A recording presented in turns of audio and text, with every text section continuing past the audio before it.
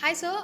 The audience has some questions for brain tumor. So, the first one is what is a brain tumor and how does it develop? जैसे आप जानते हैं कि दिमाग और brain हम लोगों का मुख्य ऑर्गन होता है। हाँ, इसके ज़रिए हम लोग चलते हैं। शरीर के अन्य हिस्से में जैसे ट्यूमर होते हैं, ब्रेन में भी ऐसा ट्यूमर हो सकता है। कोई भी कारण से अगर ब्रेन में जो सेल्स होता है, जो कोशिका होता है, उसका अगर एबनॉर्मल ग्रोथ होता है, उसको हम लोग ट्यूमर बोलते हैं। एंड ब्रेन में जब होता है, इसको हम लोग ब्रेन ट्यूमर बोलते हैं।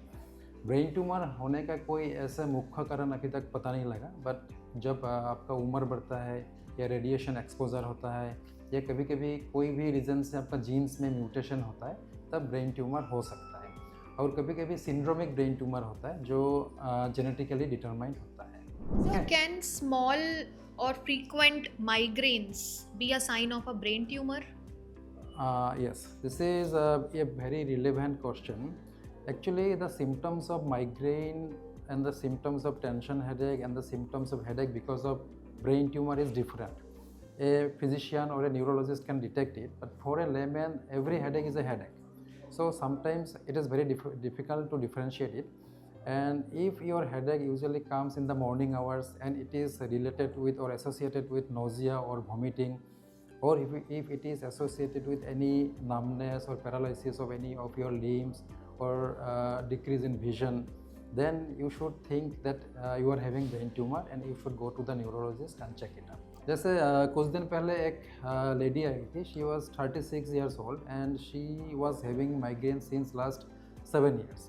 तो 7 साल से वो दवाई ले रहा था, ठीक चल रहा था, लेकिन लास्ट 1 साल से उनका जो पेन का पैटर्न है वो पैटर्न चेंज हो गया था। एंड वो डॉक्टर के पास भी नहीं गई, उसको खुद को भी पता नहीं लगा। एंड उस पैटर्न में जो सबसे इम्पोर्टेंट चीज़ था वो था कि उनको जो पेन था वो सुबह सुबह हो रहा था, सुबह उठ के ही हो रहा था, उसके साथ वॉमिटिंग भी हो गया था। तो हमें डाउट हुआ एंड हम लोग एक एमआरआई किया एंड एमआरआई में it came out to be a brain tumour. So sometimes we may miss brain tumour sign symptoms as a migraine.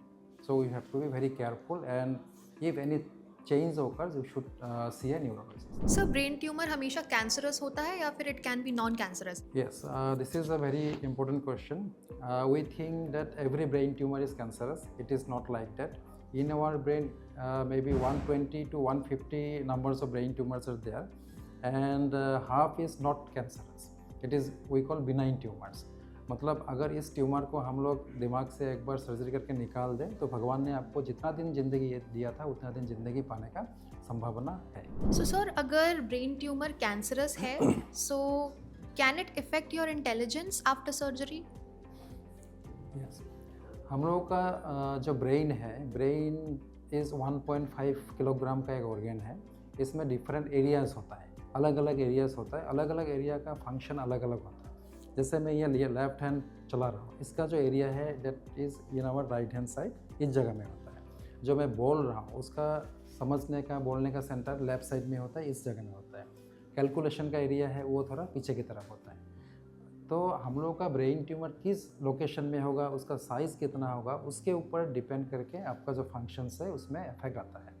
अगर आपका ब्रेन ट्यूमर इंटेलिजेंस एरिया के पास है, बहुत बड़ा है, देन इट में affect your intelligence, otherwise not. अगर ये सपोज़ मान लीजिए आपका सामने है, यहाँ फ्रंटल लोब है जिसको हम लोग कपाल बोलते हैं, उसके नीचे है, तो आपको decision making, executive function, behaviour इसमें चेंज आएगा। अगर आपको पीछे है जो ऑक्सीपिटल लोब बोलते हैं तो आपको विजन में प्रॉब्लम आ सकता है।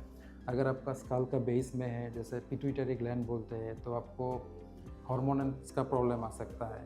तो it depends on the side of the tumour, it depends on the size of the tumour and it depends on the location of the tumour as well as whether the tumor is malignant or benign. All these factors are important in deciding the outcome as well as the symptoms of a brain tumor.